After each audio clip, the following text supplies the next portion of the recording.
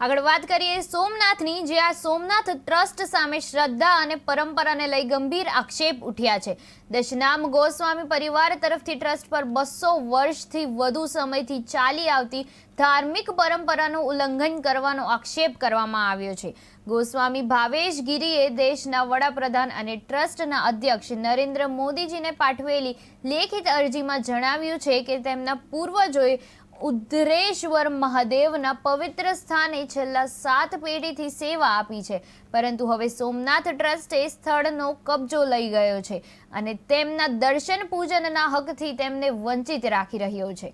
પરિવારના જણાવ્યા પ્રમાણે આ સ્થળે તેમના પૂર્વજોની સમાધિ પણ આવેલી છે, છતાં તેમણે ટ્રસ્ટ પાસે વૈકલ્પિક વ્યવસ્થાની માંગણી કરી હતી, પણ એ પણ નકારવામાં આવી છે।